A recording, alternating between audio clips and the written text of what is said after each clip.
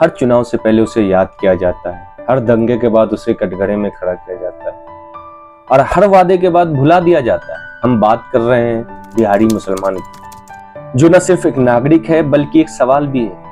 क्या उसे अब भी सिर्फ वोट बैंक माना जाता है? आजादी के 70 सालों बाद भी बिहार का मुसलमान करीब 17% आबादी में है, लेकिन आज भी बड़ी संख्या में वो शिक्षा, रोजगार, स्वास्थ्य से वंचित है। बहुत से गाँव में स्कूल नहीं है, जहाँ स्कूल है वहाँ मास्टर नहीं है, जहाँ अस्पताल है वहाँ दवा नहीं है। बेरोजगारी की बात करो तो डिग्री है, स्किल है, लेकिन नौकरी नहीं है। और अफसोस की बात यह है कि मीडिया में इसका जिक्र सिर्फ दो मौकों पर होता है, या तो आतंकवाद के नाम पर या फिर तुष्टीकरण के आरोपों में।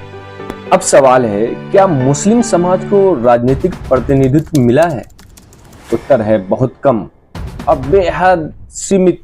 2020 के विधानसभा चुनाव में 243 सीटों में सिर्फ 19 मुस्लिम विधायक जीत पाए, और उनमें भी ज्यादातर उन्हीं पार्टियों से आए जो सिर्फ मुसलमानों का वोट लेते हैं और उनको अधिकार देने से वंचित रखते हैं। मुसलमानों का खुद का कोई मजबूत राजनीतिक नेतृत्व नहीं है, और नौबड़ा है क्योंकि या तो उन्हें डराकर चुप करा दिया गया है या फिर सेक्युलरिज्म की चादर उड़ा दी गई। बिहार के मुसलमान आज दोहरी मार झेल रहे हैं। एक तरफ आर्थिक पिछड़ापन है, दूसरी तरफ पहचान का डर। देशद्रोही, कट्टरपंथी, पाकिस्तान जाओ जैसे जुमले देश को टुकड़े किया।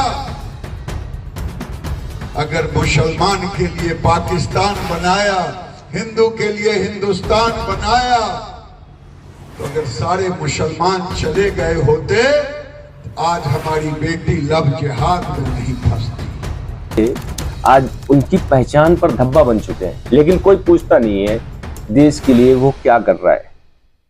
पढ़ रहा है, मजदूरी कर रहा है, खेती कर रहा है, और कई तो IPS IAS तक बन रहे हैं, लेकिन इनकी कहानी न चैनल दिखाते हैं न नेता सुनते हैं। हर 5 साल में एक गाड़ी आती है जिसमें नेता उतरते हैं, टोपी पहनते हैं, आपके दुखों का हल बस हम हैं बोलते हैं, और फिर गाड़ी में बैठकर निकल जाते हैं, वोट लेकर, वादा छोड़कर, और फिर वही वापस वही गरीबी, वही सड़क, वही बिजली का बिल। नेता बदलते हैं लेकिन मुसलमानों का हाल वही रहता है। बिहार का मुसलमान न किसी से कम है न किसी का मोहताज है। उसे भीड़ मत बनाओ, उसे आवाज बनने दो, क्योंकि जब तक मुसलमान सिर्फ गिनती में रहेगा तब तक उसकी गिनती कोई नहीं करेगा। और आईना यही कहता है, अब बस वोट दो मगर सवाल करके। वीडियो अच्छा लगा हो तो लाइक करके सब्सक्राइब कर लीजिएगा। मिलते हैं अगली वीडियो में, तब तक के लिए जय हिंद।